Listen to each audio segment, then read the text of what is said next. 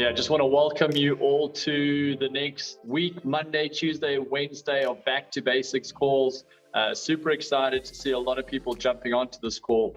This is being recorded. It'll be going out into Telegram and YouTube. And this is a meeting setting. That means if your camera's on, we can see you. If your microphone goes live, we can hear you. And so I really want to encourage you to be in charge of that, be the champion of that. Make sure that microphones are off when it's appropriate. Make sure cameras are off if you're wandering around in your bathrobe or something like that. But we're going to get started in the next 30 seconds. I'm very excited about this particular week. We're going to spend time going back to some of the basics so that when we jump back onto a power half hour next week, we're very clear as to why we track with market numbers and headlines and deadlines. We're very clear as to why we spend time with Steve Morris on the technical aspects of our ecosystem, why we spend time with Johnny and Fernando looking at the tokenomics. I want us to be very clear by next week on how Lydian World works, how the gaming strategies and data, if we apply them, can be most beneficial to us, our community, and our project as a whole. And in order for us to do that, I think we've got to spend this week just bedding down some of the basics on terminology and jargon, on some economics and tokenomics that I think really help serve us. So I'm excited about doing this with you. I'm excited about spending time with you. And I'm pretty excited that we get to pull out the old whiteboard as well so that we don't get sucked into too much of the overwhelm when we go spend time on websites or platforms. We're just going to go right back to basics, go right back to the simple stuff, and start taking notes and applying those simple concepts back into our ecosystem. So if you're excited about that, or you're wanting to get stuck into that, just let me know. Say yes, or excited, or let's go for it, because I want to make the most of this 28-minute slot that I've got with you right now. So we're going to go straight into it. We're going to dive straight into it. Thanks so much. I can see Louise. I can see Badra. Little thumbs up there. Stu Hall as well. Great to see you all on here. Let's go for it. Okay, so I want to start off over here. A lot of people come into our company. They come into our project, our ecosystem, and the feedback we get given for someone who's new to blockchain or new to cryptos or new to social and network marketing is that this is quite confusing. And so the response to that confusion has been something genius, which is a very simple front door into our ecosystem and getting diversified on day one. And that genius is wrapped up in a product called the Meta Certificate. Now I'm going to show you how simple this is, and then I'm going to open up the hood and show you how it is possible for it to be simple. By opening up the hood and showing you the mechanics of what's happening, showing you the movement and the volumes and the liquidity that goes on to make this possible. But when we look at the Meta Certificate, we need to understand that there's two big pieces of information that's set on a Meta Certificate. There is the price or the value, and you'll often see this described as USDT. So you might have a certificate that costs $49, it might cost $500, it might cost $1 million. There's 11 Meta certificates out there. And then you also see, I want to talk about those two pieces of information and how they play out in 4 different arenas, very, very briefly. So the first is the value or the price of the Meta certificate. The actual value or price of a Meta cert is that earning or income yielding potential. If the price of your Meta certificate is $500, there is potential to earn up to 300% on that $500 over an 18-month period. There's a potential for that. I'm going to explain how that potential exists. There's also the load or capital number that we see on a Meta certificate. And that actually plays out in 2 different arenas. We see it play out in what we call Meta brokerage, and we see it also play out in what we call meta mining or Lydian data mining. These are 2 different things. if you've got a load capital of $2,000 and you put it into meta mining, that capital has gone into Lydian World. It's locked up that capital into the activity of releasing Lydian data into the market. And there's a yield potential on that, whether it's 60% per annum, 120% per annum, whether it's 600% over 72 months. It says so on the certificate, but that's one place where the load or capital value plays out. A second place that the load or capital number plays out is inside a meta brokerage offering that sits inside of Lydian World. So again, the example is if you've gone and put $2,000 worth of load into your meta brokerage, that $2,000 is going to be managed for you via the APIs through BD Swiss. One, meta mining is the release of Lydian data from its protocol into the market. The other, meta brokerage, is your capital being positioned inside of the BD Swiss arena of CFDs, Forex, stocks and shares, the more traditional instruments. And we can't tell you what the earning potential is there because we don't know what your strategy is going to be. Are you going to be a high risk? Are you going to be a medium risk? Are you going to be a low risk when it's time to choose how that portfolio is managed? It's going to be different for all of us. The fourth, and no one's really paying attention to this yet, and it is quite niche, is something called meta trading. And meta trading really will be for those people in our community who want to take advantage of something called leverage. So $2,000 going into a trade account, and they move across and they select, I want 10x leverage on that. So my $200 is now worth $20,000. And you take that into the market and you trade it. That's niche. There's going to be some risk there, and it's probably going to be adopted by more of our trading community.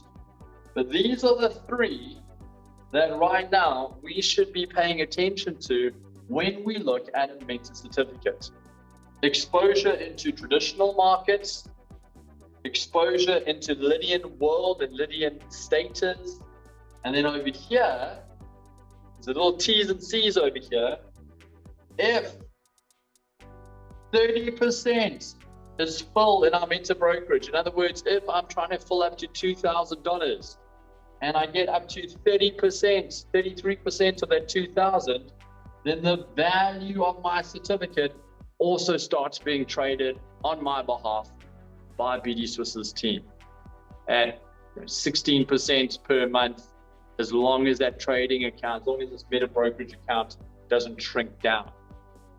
One product, multiple exposures on all the value of the certificate, as well as the load of the certificate.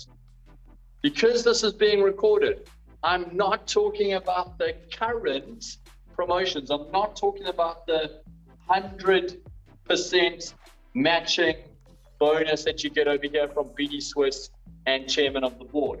I'm not talking about the current 0.02 price arbitrage that exists.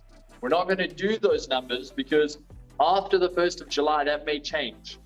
I want this video and this recording that we're doing to still be relevant after the 1st of July. So we're not playing with the numbers. I just want us to have clarity that we've got one product that unlocks 4 earning potentials on the value of the certificate or the price of the certificate and the capital load that you choose to put into meta mining, meta brokerage, possibly meta trading as well. So there's a lot going on in that meta certificate. The question that comes about from many people who've been with the project for a while, or that come from people who start looking into our ecosystem, is they start asking the question, okay, but where does G999 fit into this? I haven't seen that before.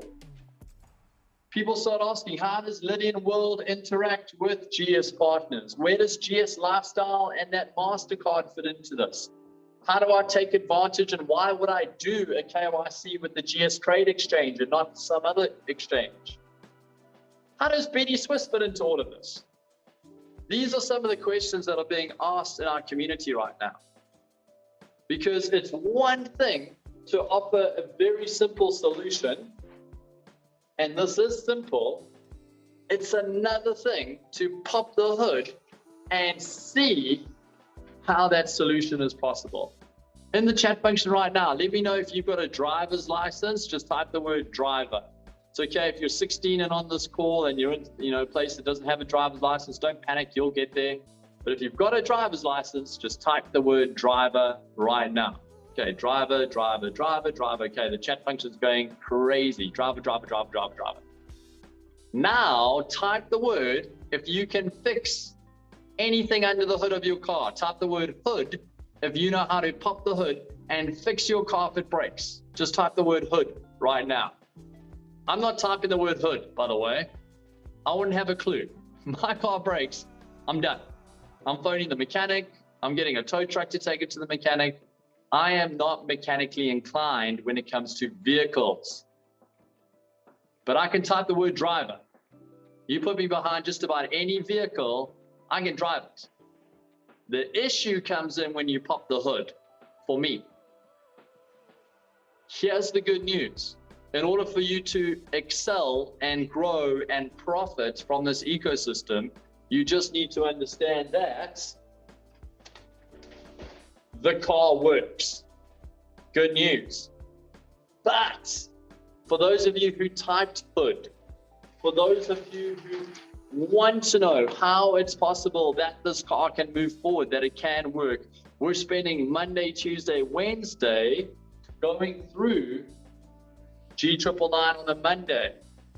Where to find it, how it benefits GS partners, its role in Lydian World.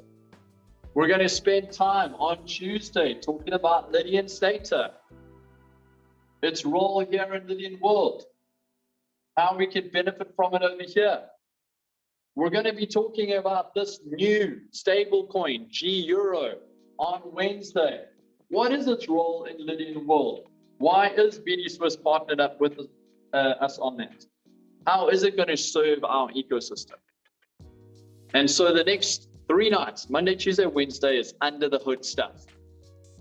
Okay, are you ready to go under the hood? Yes. If you're not, you can type no and you can leave the call. It's absolutely fine. I'm not doing a call like this again. I want to do it once. I want it to be recorded, and anybody who wants to go back and look under the hood can, in really, really simple tokenomics, economics, mechanics of what's actually happening behind a MetaCert and how it does benefit us, and benefit us no matter where we are within the ecosystem, no matter what we're holding and where we're positioned, the benefits. So we're going to go and do that together. And so here on Monday, we're spending time with G999. We're spending time with our main net coin. Now, in order for us to spend time here, we need to understand 2 very simple concepts. We need to understand supply, and we need to understand demand.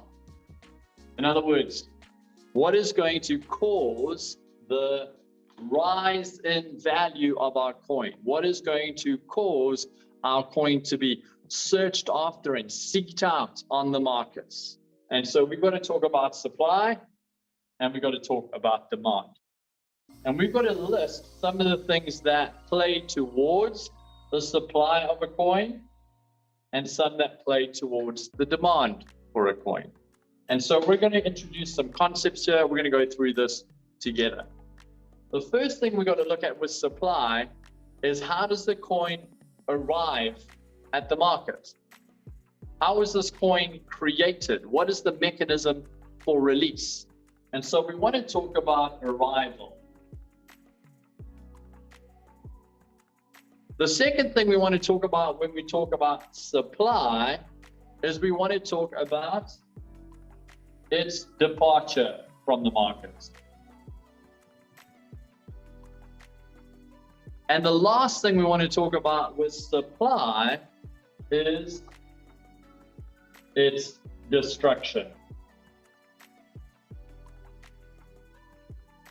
from the market. Those are the three things we're going to look at when we talk about supply. Demand, there are a couple of things that we want to look at. We want to look at its use in the market. Another word for use is utility. We want to be very clear on its use or utility. And the second thing we want to be clear on when we think about demand is the number of people who need it, the number of users that exist in the market.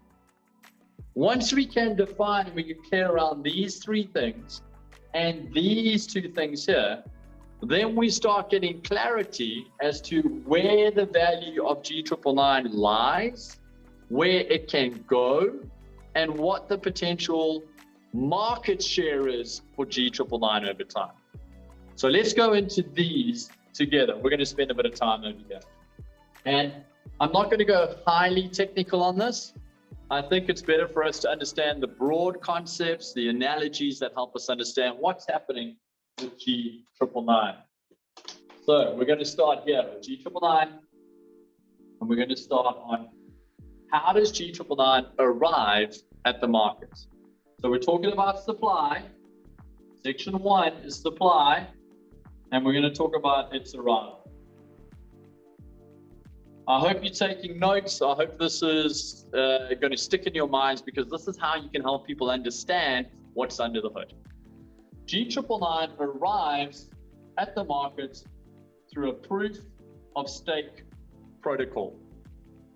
In other words, there is an algorithm or a code protocol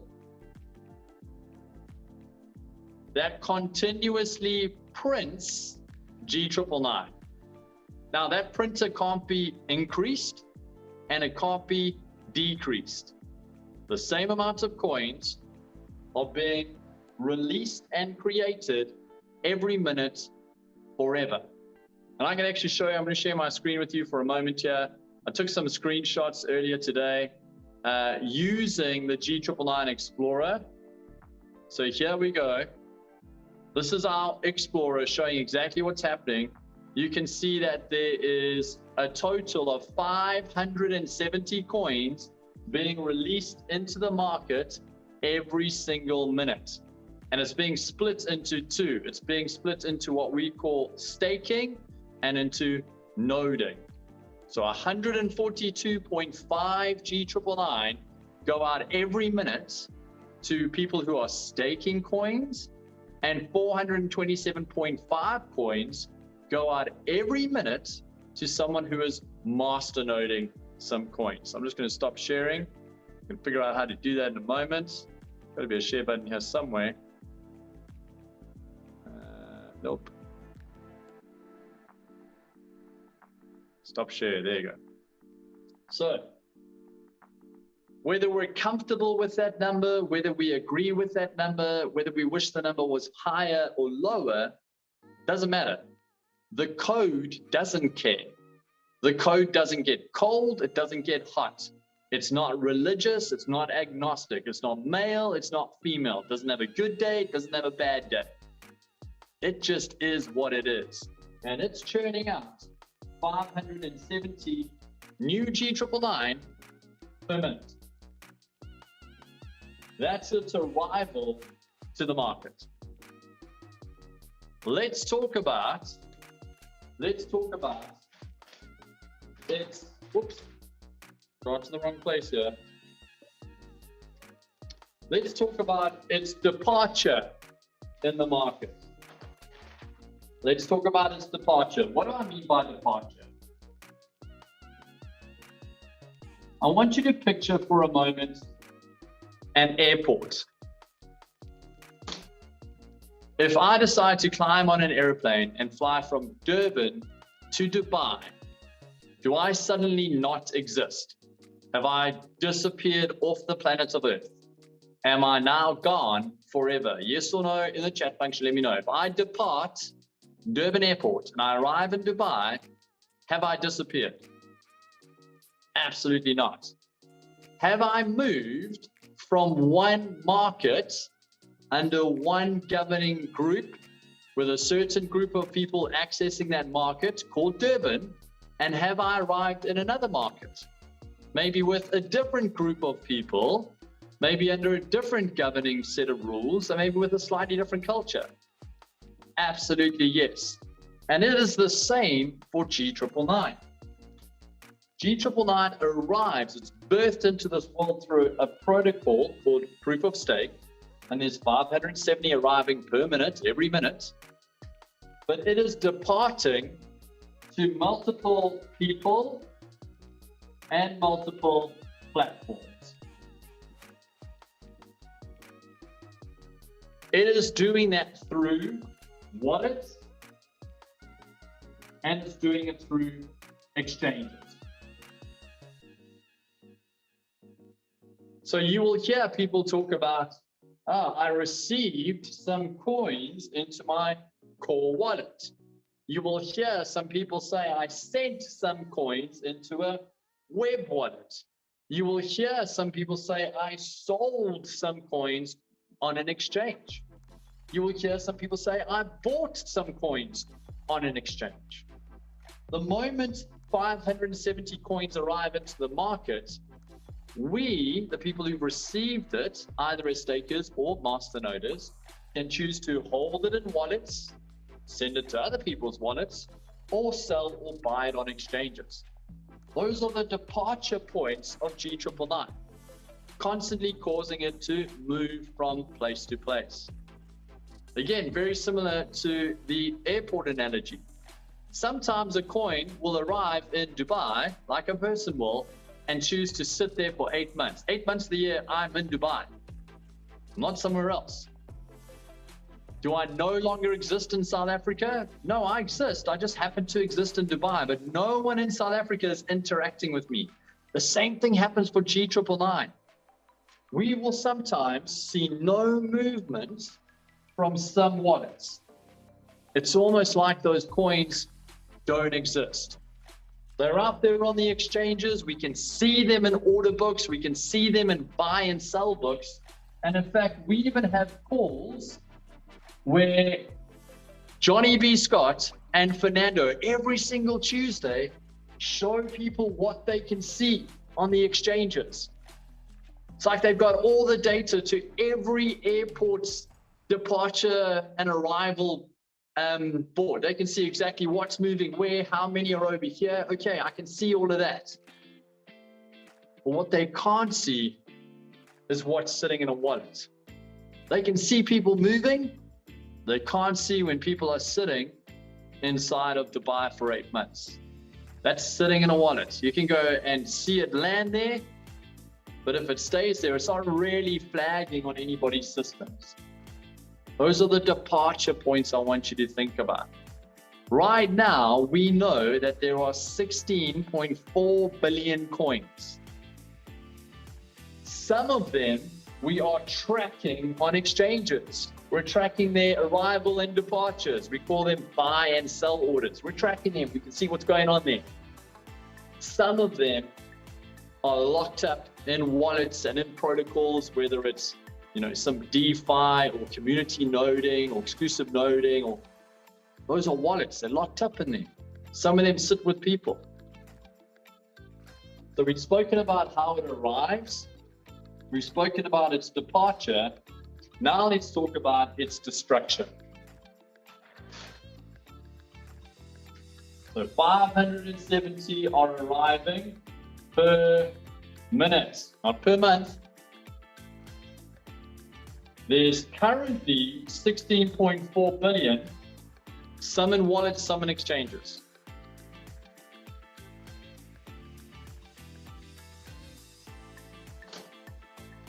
And these coins are being destroyed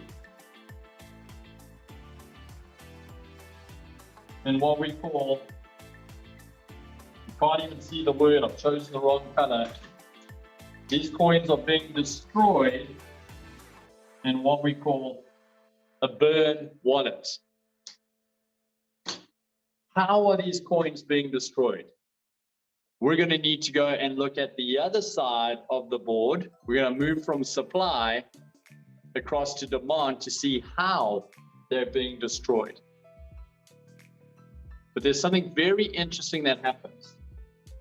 If the number of coins being destroyed is higher than the number of coins arriving per minute, then we have something called deflation.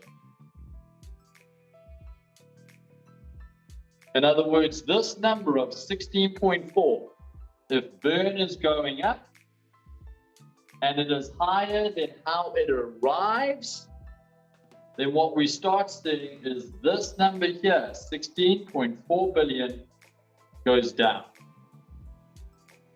The number of coins that exist on exchanges starts decreasing as it is burnt away. The number of coins that are sitting in wallets that are maybe being used because of demand start being destroyed. For those of you who want to know, we are currently sitting in a period of 200%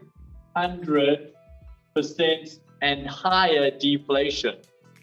Very simply put, for every coin that arrives in the market, 2 or more are being burnt. Type in the word supply if you now have a clear picture of the supply of G999, how it arrives at the market, how it moves or sits out of the market, and how it gets destroyed or burnt from the market and from the supply forever. Okay, a lot of people are typing supply, supply, supply. Excellent.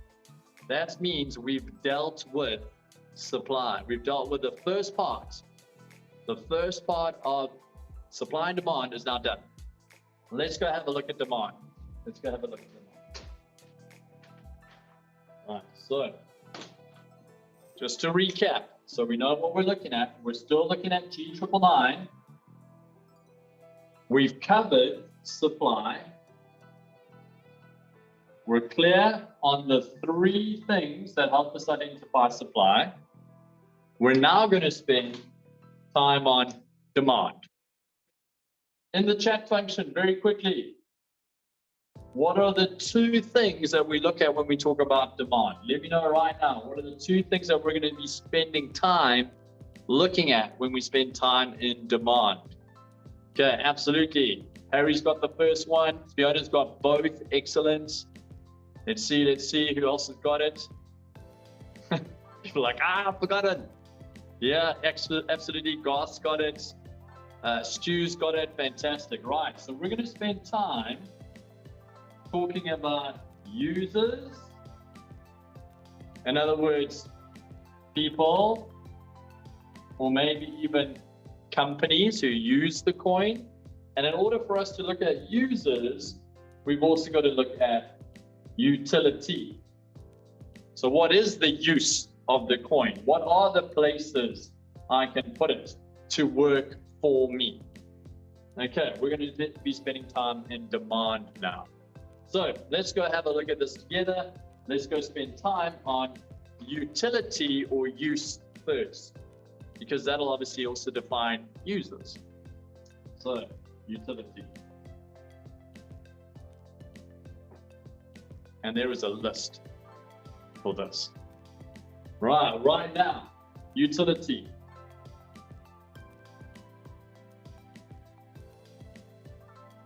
Telecommunication. That is spelled horribly, but just stay with me on this. Telecommunication. We can go into gaming.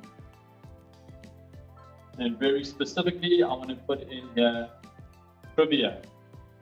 We can go into meta mining. And very specifically, we're going to put in here capital load. Right, we can also put over here gaming. We can put in here external platforms.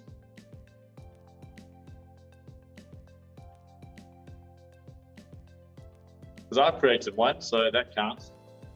Right, where else? In the chat function, tell me some of the other uses that you can think of for G999 right now. We're looking at G999. What else can we use G999 for? Thank you. We can purchase NFTs, and specifically at the moment, when we talk NFTs, we're actually talking about citizen vouchers at the moment, specifically. Okay, yeah, absolutely. So we can talk about the lockup protocol or the rewards protocol. I'm going to use the word rewards protocols. Okay, and that is DeFi, and then staking, noding, etc. That's more of a how do you create more coins scenario versus how do you use it, but I'm going to put it in there anyway. You can use it as a form of payment. In other words, it can be used as a currency in order to pay GSP subscription. Okay, yeah, absolutely. It can be used as a currency for GSP subscription. Okay. Lydian World citizen game to unlock levels. Bang on right. It can be used inside of the metaverse Lydian World that corporate's been building up. I want to go LW, and specifically I want to go citizen mining game. That's a very particular use. Yeah. Let's see what else you guys have come up with. I want to see if I've missed anything on the board there. Okay, yeah, we got that. No, we got a whole lot in here. You guys have done well. I think we've got most of it covered. Yes, activate GS lifestyle card. So it's an activation fee. Activation fee for GS lifestyle. Taboko is bang on right there. Arbitrage exchange within ecosystem. Yes, Judy, there is that as well. There is some arbitrage trading because of the different markets that you can fetch it on.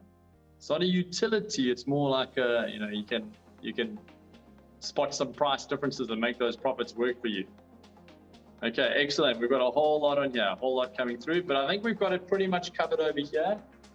Okay, who can guess what the biggest use is at the moment? And it might change. It might change. I can tell you, but let's have the guessing game first. Who thinks the biggest use currently? Because remember, use, utility, and then users. And so the user base might change over time, but let's look at what the largest utility is at the moment. So yeah, we're seeing it over here. I'm just going to put that under here. We're seeing a large amount go there. Yeah, absolutely, absolutely. Certificates, meta mining. What's the second and third? Kind of throw it out there. Yeah, HK, you're absolutely right.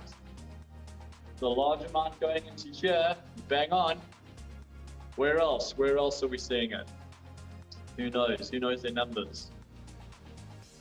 Third one. Yeah, Eugene's got it.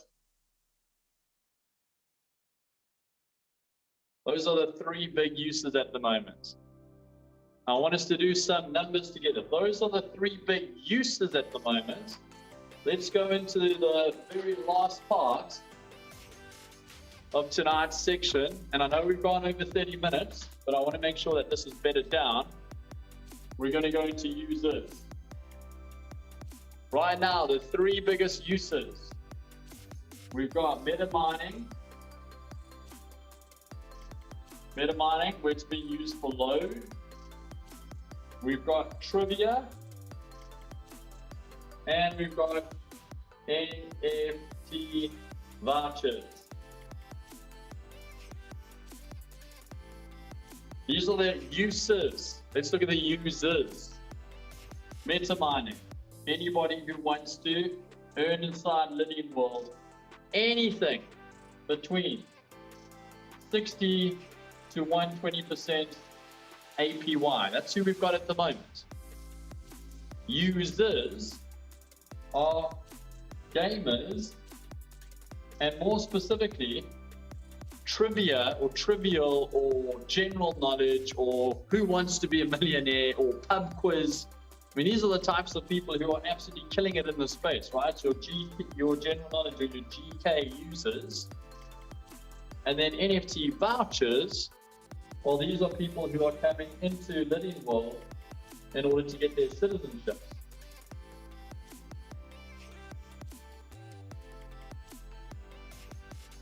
Currently, if you go look on the dashboard, if you go and see what we would call active, we're only sitting at about 5,000, and we're sitting at, on some of the biggest games that we've been tracking, 130.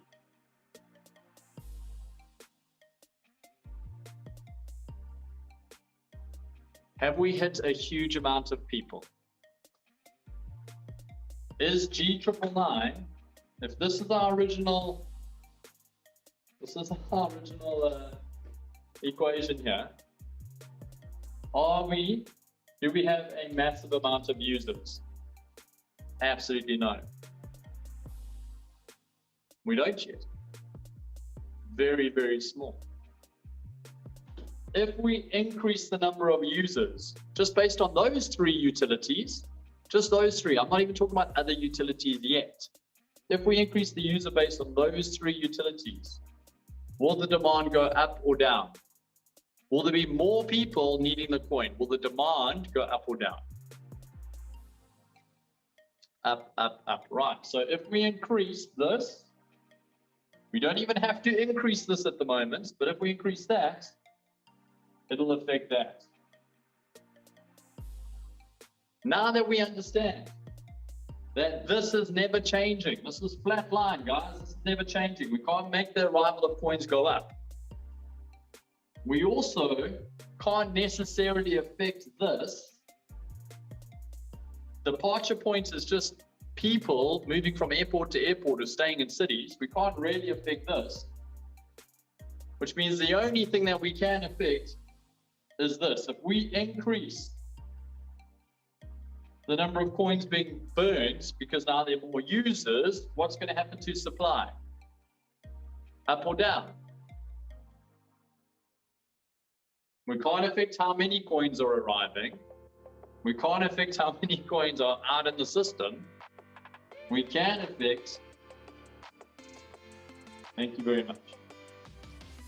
If we increase the number of coins that are being burnt through the use of loading capital into mines, through the use of playing trivia, through the use of NFT vouchers being bought, through the use of cards being activated, what will happen if the demand goes up and the supply comes down?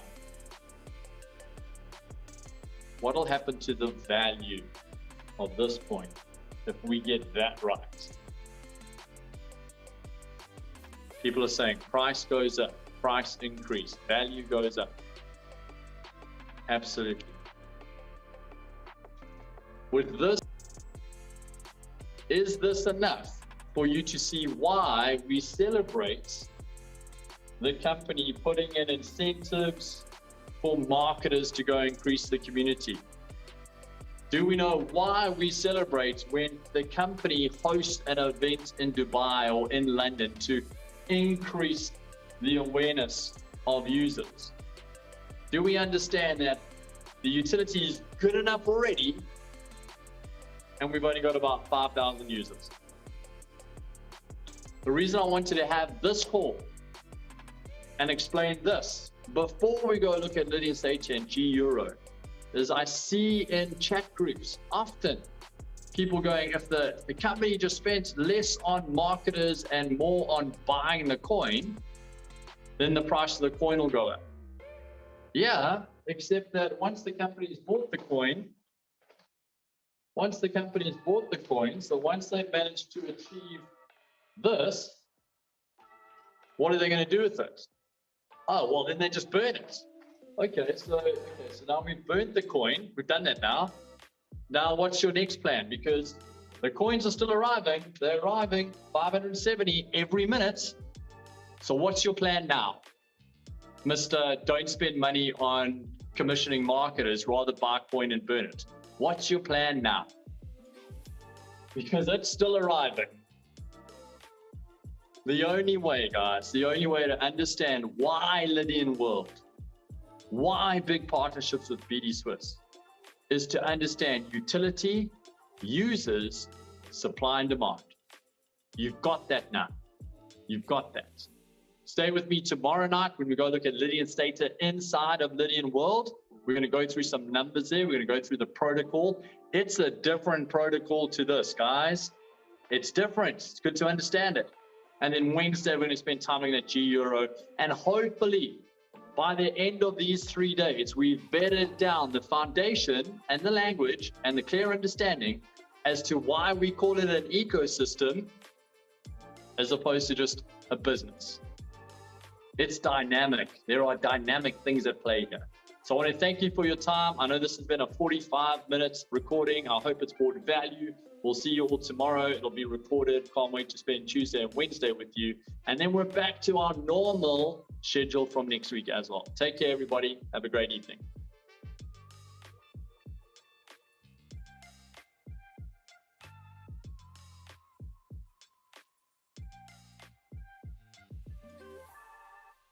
We begin managerial economics. We're using this little textbook here by Managerial Economics by Maurice and Thomas.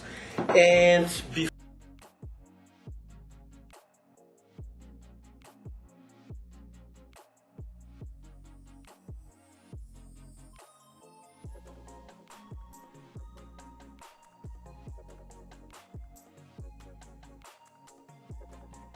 Okay, fantastic stuff. So well done. We're going on the half hour at the moment, which means it is time to launch into the call. I will be managing some of the microphones, and I will be making sure to remind you that if your camera's on, this is going to be put out into social media, into YouTube, into Telegram. And so I want to remind you to be the champions of your microphones, be the champions of your cameras, so that we can put this recording out. Don't take any offense if I'm muting you. It's just that we will be sharing this. I want to go straight into today's call. I want to make sure that we finish after 25 minutes. I'm in South Africa at the moment. The offices that I'm using that has decent Wi-Fi and decent electricity lock up at 6 p.m. So I'm going to make sure that we are wrapped up in 25 minutes. Well then, for jumping onto this call very quickly, who got value out of Monday's call? Just rated 1 being it was rubbish, 10 being I learned something new, I understand G999 in the tokenomics, and any number in between, 2, 3, 5, 9, 8. Let me know what understanding you got out of that. We're really hoping that it gives value to the community, that people start understanding why we're bullish on this project, why we're bullish on the coin and the ecosystem surrounding that mainnet. Awesome. We're getting a lot of good numbers here, a lot of 10s, a lot of 8s. Have a look in the chat function. Fantastic. So tonight, what I want to do is I want to take 24 minutes to spend time talking around the Lydian Stater coin and the G-Euro coin. And so I'm going to take us all the way across to a new page so we can have a look at the numbers together. And we're going to go through a similar flow. So if you haven't yet watched Monday's recording, I really want to encourage you to do that. Some of the language that we're using to describe supply and demand is analogous, meaning that we're using examples and story in order to really get understanding. And so I want to encourage you to go and have a look at Monday night if you haven't done that yet, so that the analogies ring true. Having said that, we've covered G999, we've covered supply and demand, we've had a look at how the coin arrives into the market, where it positions in the market, and how it departs from the market. And so now we're going to have a look at Lydian Stater, and we're going to go through those same steps together. So let me dive straight into it with you. We're spending time on Lydian Stater, LYS. Now, let's get a couple of facts in play and in place so that we understand what we're talking about. Firstly, LYS is built on the Binance Smart Chain.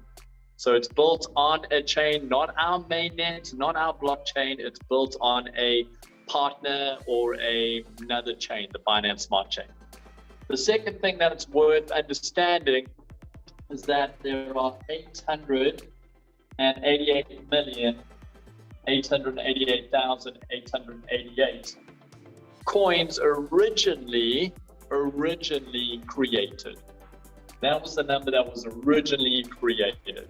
We're going to have a look at supply and demand, and we're going to have a look at the what are the languages that we use here. We're going to have a look at how it arrives, how it departs, and how it destroys. We're going to have a look at that on the supply side, and then we're going to have a look at it on the demand side. So it's utility for users and the number of users. So let's go ahead and look through that exercise together. So Lydian's data. Lydian's data is native to Lydian World, built on the Binance Smart Chain, and we're going to spend time looking at Lydian's data and looking at supply. So we're spending time inside of supply. Firstly, let's cover the arrival of Lydian's data. We're just going through the same process we did with G999 arrival. The first thing to note is that Lydian's data arrived in a moment. Very different to G999. G999 has a proof of stake mechanism, which means it's continuously released into the market every minute at a set rate. Lydian's data arrived in a moment. The protocol created 888,888,888 coins. And you can go and find this information for yourself by simply looking inside of the Binance Smart Chain Scan. Okay, it is a site dedicated to monitoring, it's an explorer to monitoring any coins or tokens that are created using the Binance Smart Chain.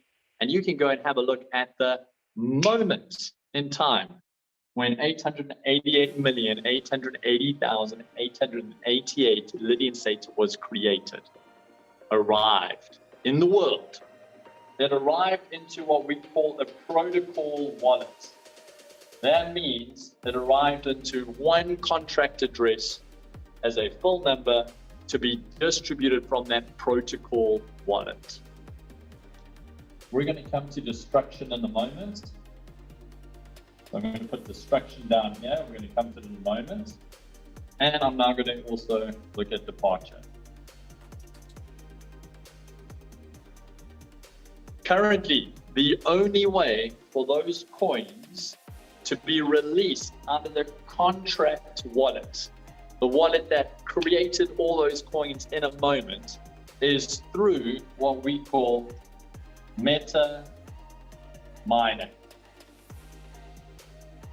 This is the process of releasing Lydian's data from the protocol wallet, the contract wallet, and releasing that, departing it out into the market. It can only enter the market, depart into wallet addresses, and depart into exchange addresses through the process of meta mining. Now, at first, that process of meta mining only had 5 protocols in place. But if we go and have a look at the current meta certificates, we can see that it now has 11 protocols in place. 11 mechanisms that when you and I decide to go and purchase a meta certificate, that becomes a protocol. And depending on what we purchase, that protocol then sends instructions back to this wallet, releasing a certain amount of coins, departing coins from the protocol out into the marketplace. It arrives first in Lydian World, just so we're very, very clear on where. So Lydian World is the first landing point, and from there it can then move into DEXs. These are decentral exchanges, central exchanges like GS Trade, and into wallets. So we can actually set it up that our MetaMask or our Trust wallets can receive Lydian status. That's the departure mechanism dictated by those meta certificates. Now I'm going to introduce a new term here, and that is an anti-flood mechanism. What does that mean? Well, in the chat function right now, let me know how often Lydian data get released into the market based on the certificates. Let me know in the chat function, how often does Lydian data get released? In other words, depart the contract protocol and enter into our wallets. According to the protocols that are in place, the 11 meta certs. Okay, someone's saying daily. Daily is not the right answer. Someone said 45 days. That is right. Someone has said 15 days. That's right. Someone has said 45 days. That is correct as well. 90 days. That's also correct. You see, the meta certificates that are in existence have an anti-flood protocol in place, which means that the coins all the coins don't arrive at the market tomorrow. It's released according to the protocol of the meta certificate that you have activated. That's its departure point. That's how it enters into your and my wallets or onto central exchanges and decentral exchanges. Let's have a look at the destruction, because again, we're looking at supply, right? We've got no more coins arriving. They all exist at the moment. There's no other coins arriving. The only way that they are leaving this point of arrival, departing into the market, is through the process of meta mining, according to whatever protocol you have. And there's an anti-flood mechanism, which means they're not all arriving at the same time. People can't dump this coin suddenly. Like we saw Luna Terra over 3 days. Went from $30 all the way down to 3 cents. No anti-flood mechanism in place to control the release of that token out into the marketplace. Let's look at destruction. Currently, there is no burn protocol in place. Very different to G999. G999 has a burn protocol according to use, according to tax, according to fees. Lydian data has what we call a managed burn protocol. What does that mean? It means that there is a wallet, a dedicated wallet that we can choose to send coins to, or the main wallets that hosted coins can send coins to. And we actually saw a managed burn take place 1 month ago. People ask, well, how many coins were burnt a month ago? 90% of the coins were burnt a month ago. So the supply is no longer 888 million. 90% was burnt in a managed burn process. That's the supply currently in place. And I know it looks messy, but just go through it logically. How did it arrive? It arrived in a moment inside of a contract address, a protocol. How many arrived? 888,888,888. How is it released from that protocol? Through the process of meta mining. How often is it released? Depends on the certificates, the protocol. Every 15, 30, 45, 90 days.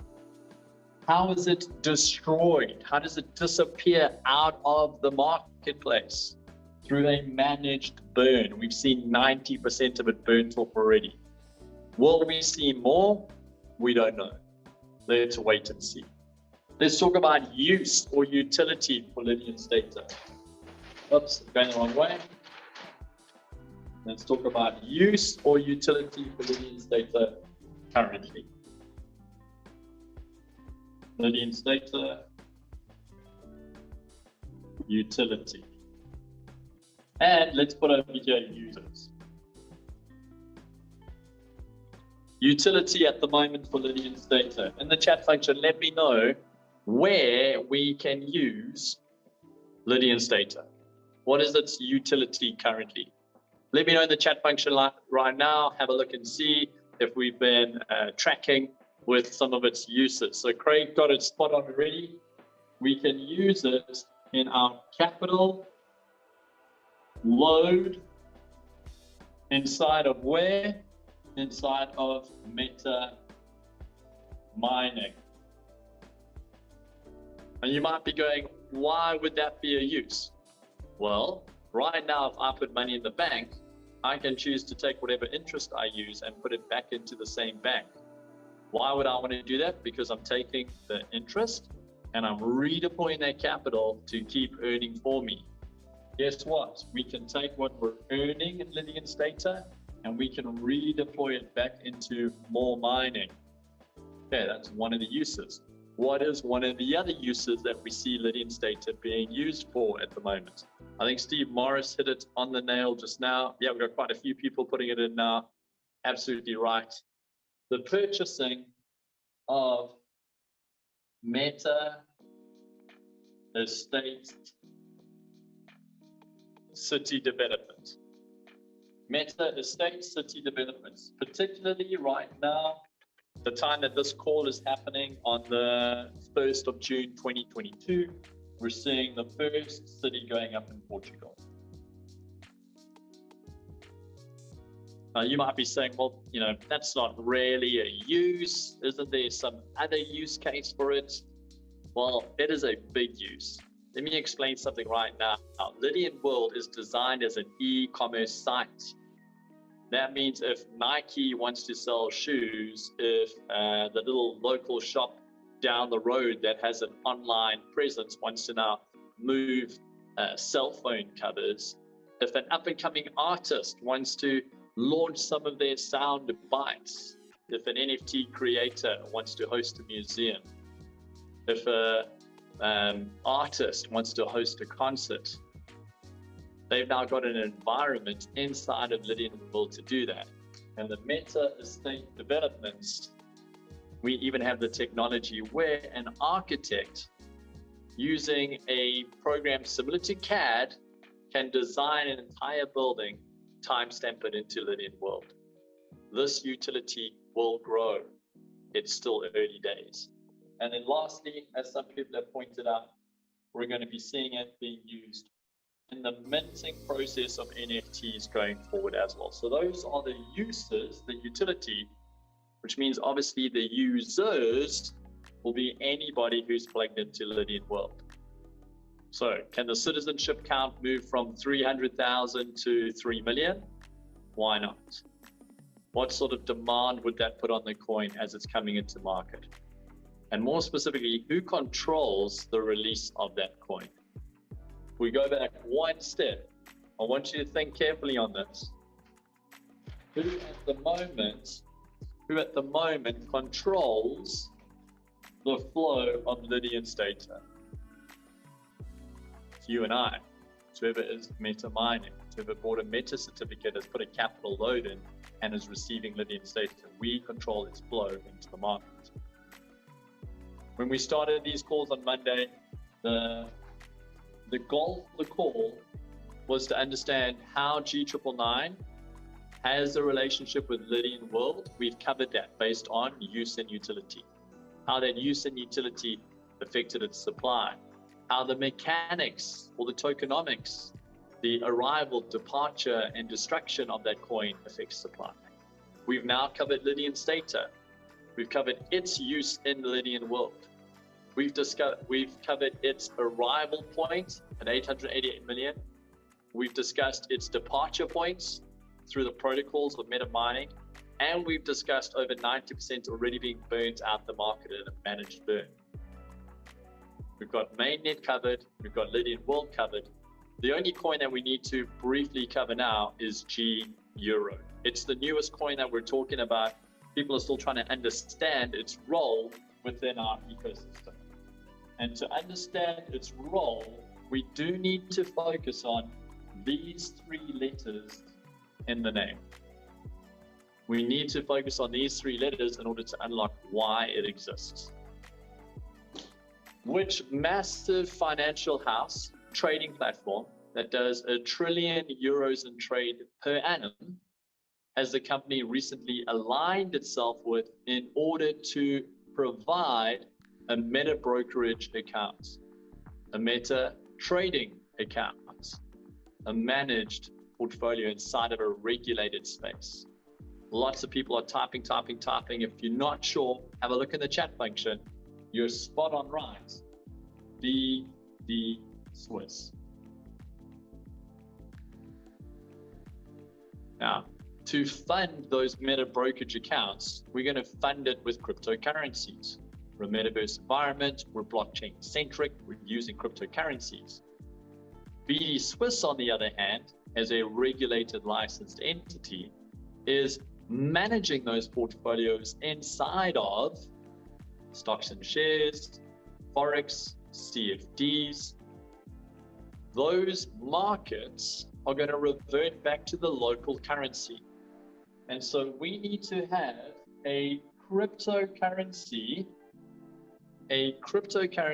inside of our ecosystem that can neatly translate from whatever the fluctuating values are in our volatile markets and immediately timestamp it into a stable coin within regulated markets. And hence the arrival of the G Euro. So that now we have the ability to move value from volatile, young 13-year-old markets like cryptocurrencies into stable. So what do we call a coin that is stable in nature? We call that coin a stable coin.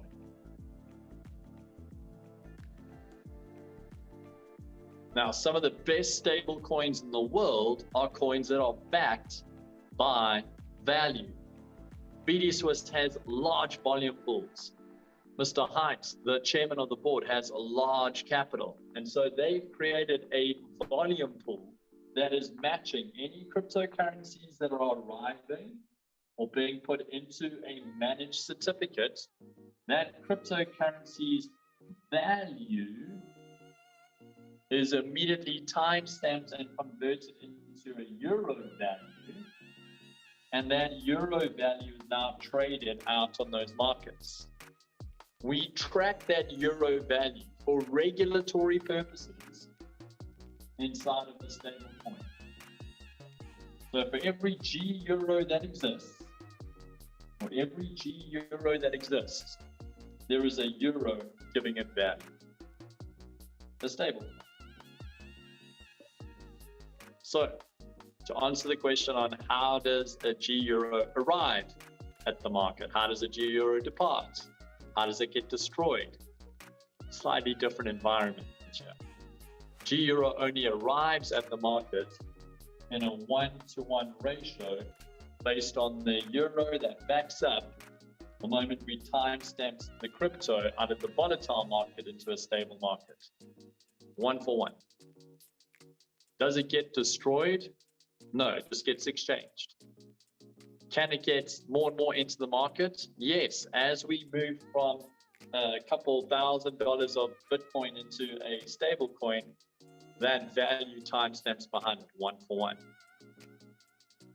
Is this making sense as to why the G Euro now exists? And why there's obviously discussions around a G Swiss franc and a G, I want to say gold, but I don't want to get this wrong on whatever the ticker is going to be. But we're starting to see a move because of what BD Swiss is putting in place. We're needing to have a vehicle that takes us from volatility into stability so that that can be traded inside of a stable, regulated environment.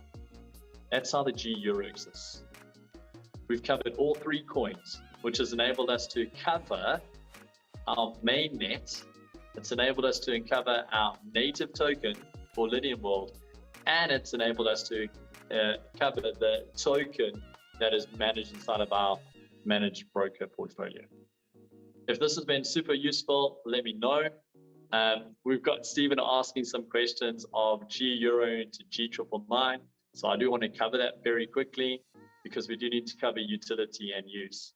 Utility with G Euro is obvious. It's managed, it's traded, it represents value inside of those different marketplaces.